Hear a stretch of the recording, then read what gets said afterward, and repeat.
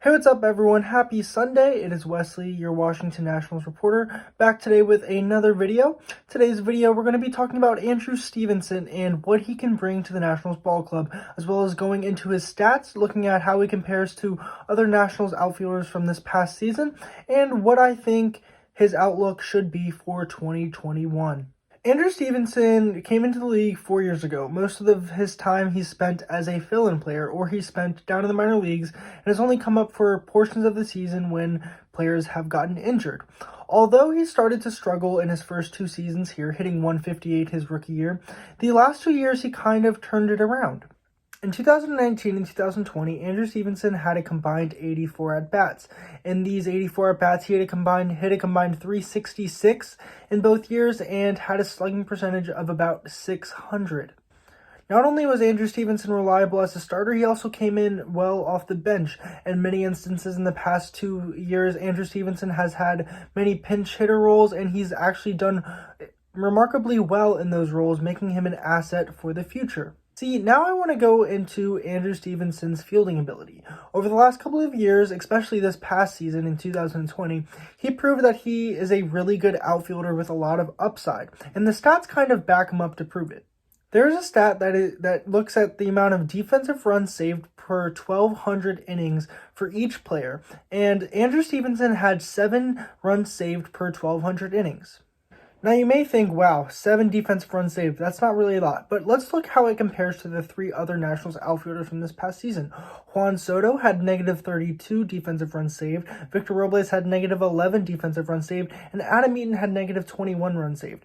At this point, it looks like Adam Eaton will probably not be coming back with his team, and the team has already moved on from Michael A. Taylor as he signed with the Royals this week.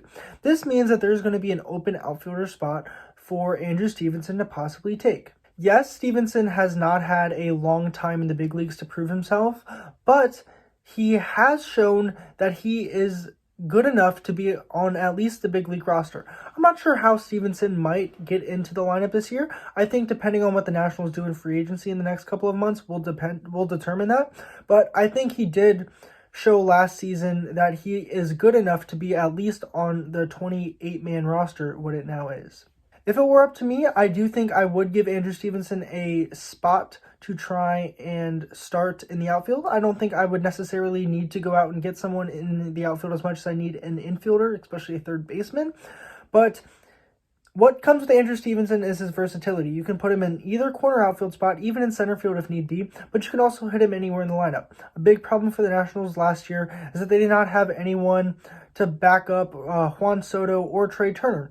If you're able to put Trey Turner in the 3 spot, or maybe even in the 2 spot, and then Juan Soto in the 3 spot, and then put someone like Andrew Stevenson as your leadoff hitter who can get on base a bunch, it will really help solidify Trey Turner and Juan Soto in the middle of that lineup and not have to use Trey Turner in their leadoff spot every single game, which can really hurt him in the long run if we're talking about production for this lineup. Also, just speaking of the lineup, it will definitely help that Starlin Castro will be coming back from a broken wrist, I believe it is, from last season, but the Nationals do need to look to try and see what they can do to move around some pieces in their lineup so they can get Trey Turner and Juan Soto, 2 people who finished top 10 in MVP voting, the most successful situations to be put in as possible. So that's pretty much it for today, everyone. I hope you liked this video. If you liked this video, be sure to like and subscribe down below.